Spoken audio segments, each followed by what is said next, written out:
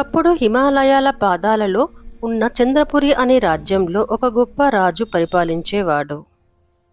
ఆ రాజు చాలా న్యాయవంతుడు, కానీ అతనికి ఒక విచిత్రమైన అలవాటు ఉండేది. ప్రతిరోజు భోజన సమయంలో ఎవరికీ తెలియకుండా ఒక ప్రత్యేకమైన వంటకం తినేవాడు. ఆ వంటకం ఏమిటో రాజభవనంలో ఎవ్వరికీ తెలియదు. రాజు భోజనం సిద్ధమయ్యే ముందు వంటశాలలో పనిచేసే సేవకుడు సుధీర్ ఆ వంటకం తెచ్చేవాడు. ఒకరోజు అతనికి తీవ్రమైన ఆసక్తి కలిగింది. ఇంత రహస్యంగా తినే వంటకం ఏమై ఉంటుందో అని అతడు అనుకునేవాడు.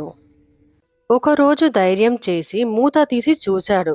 లోపల ఉన్నది చూసి అతని కళ్ళు ఆశ్చర్యంతో విస్తరించాయి. అది తెల్లపాము యొక్క మాంసం. ఆ పాము మాంసం నుండి కొద్దిగా తిన్న సుధీర్కు అకస్మాత్తుగా అద్భుతమైన శక్తి వచ్చింది. అతను బయటకు వెళ్ళగానే పక్షుల మాటలు వినిపించాయి. కుక్కల మాటలు, చీమల చర్చలు కూడా వినిపించాయి. అతను ఆశ్చర్యపోయాడు. నేను జంతువుల భాషను అర్థం చేసుకుంటున్నాను అని తనలో తానే అనుకునేవాడు. ఒకరోజు సుధీర్ అడవిలో ప్రయాణం చేస్తున్నాడు. అప్పుడు వేటగాళ్ల వలలో చిక్కుకున్న ఒక చేప చూశాడు. చేప అతనితో మాట్లాడింది. నన్ను విడిపించు, నీకు ఉపకారం చేస్తాను అని వేడుకుంది. దయగల సుధీర్ చేపను నీళ్ళలో నుంచి విడిపించాడు. ఒక కాకి ముందు జరగబోయేది తనకు చెప్పింది. అపాయం వస్తుందని సంకేతం ఇచ్చింది. చీమల రాణి వేడుకుంది. తన గూడు పడిపోయింది, సహాయం చేయమని వేడుకుంది. అప్పుడు సుధీర్ ఆ చీమలకు సహాయం చేసి గూటిని రక్షించాడు. ఆ రాజ్యం యొక్క రాజకుమారి లీలావతి చాలా అందమైనది, తెలివైనది కూడా. ఆమె ఒక సమస్యలో పడింది. తన చేతికి ఉన్న అమూల్యమైన ఉంగరం ఒకటి మాయం అయింది.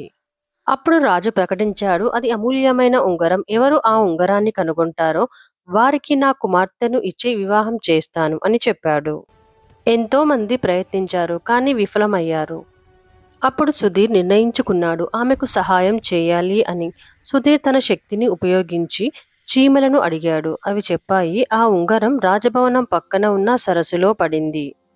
చేపలను అడిగాడు, ఆ ఉంగరం ఎక్కడ ఉంది అని. ఈ సరస్సులో. అయితే ఆ ఉంగరం ఒక పెద్ద చేప మింగింది అని చెప్పాయి చేపలు. చివరకు ఒక చేపను పట్టి ఆ ఉంగరాన్ని తీసుకొచ్చాడు. రాజు సుధీర్ ప్రతిభను చూసి ఆశ్చర్యపోయాడు. కానీ అతను అడిగాడు, నీకు ఇలాంటి శక్తి ఎలా వచ్చింది అని. అప్పుడు సుధీర్ నిజం చెప్పాడు. తెల్లపాము రహస్యం బయటపడింది. రాజు నవ్వి చెప్పాడు, ఆ తెల్లపాము ఒక మహాయోగి శాపం వల్ల పాముగా మారాడు. అతని మాంసం తినే వారికి జ్ఞానం లభిస్తుంది అని. సుధీర్ను రాజు అల్లుడుగా చేసుకోవడానికి స్వీకరించాడు. లీలావతితో అతని వివాహం ఘనంగా జరిగింది. తన శక్తిని ఎప్పుడూ మంచి పనులకే వాడేవాడు. జంతువులు, మనుషులు అందరూ అతన్ని ప్రేమించారు. యోగి మరియు తెల్లపాము ఆత్మకు విముక్తి కలిగింది. చంద్రపురి ఎప్పటికీ శాంతిగా నిలుస్తుంది.